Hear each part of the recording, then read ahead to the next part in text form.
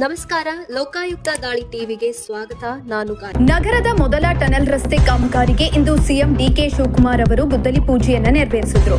ಗುದ್ದಲಿಯಲ್ಲಿ ಅಗೆಯುವ ಮೂಲಕ ಟನೆಲ್ ರಸ್ತೆ ಕಾಮಗಾರಿಗೆ ಸಿಎಂ ಚಾಲನೆ ಕೊಟ್ಟರು.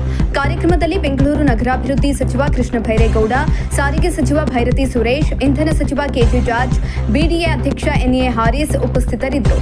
ಗುದ್ದಲಿ ಪೂಜೆ ಬಳಿಕ ಸಿಎಂ ಡಿಕೆಶಿ ಯೋಜನೆ ರೂಪುರೇಷೆ ವೀಕ್ಷಿಸಿದರು. ಅಧಿಕಾರಿಗಳಿಂದ ಪೂರ್ತಿ ಯೋಜನೆ ಬಗ್ಗೆ ಮಾಹಿತಿಯನ್ನು ಪಡೆದುಕೊಂಡರು.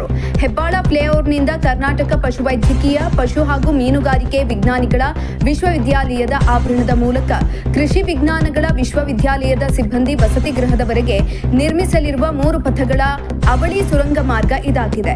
ಬೆಂಗಳೂರಿನ ಕ್ಷಿಪ್ರ ಬೆಳವಣಿಗೆಗೆ ಪೂರಕವಾಗಿ ಸುಸ್ಥಿರ ಮತ್ತು ಜನಸ್ನೇಹಿ ಮೂಲಸೌಕರ್ಯಗಳ ಅಗತ್ಯವಿದೆ. ಈ ಯೋಜನೆಯು ಸಂಚಾರ ದಟ್ಟಣೆಯನ್ನು ಕಡಿಮೆ ಮಾಡಲು, ಪ್ರಯಾಣದ ಸಮಯವನ್ನು ಉಳಿಸಲು ಹಾಗೂ ಲಕ್ಷಾಂತರ ಪ್ರಯಾಣಿಕರ ದೈನಂದಿನ ಪ್ರಯಾಣವನ್ನು ಸುಗಮಗೊಳಿಸಲು ಮಹತ್ವದ ಹೆಜ್ಜೆಯಾಗಿದೆ ಅಂತ ಸಿಎಂ ಡಿಕೆಶಿ ತಿಳಿಸಿದ್ದಾರೆ.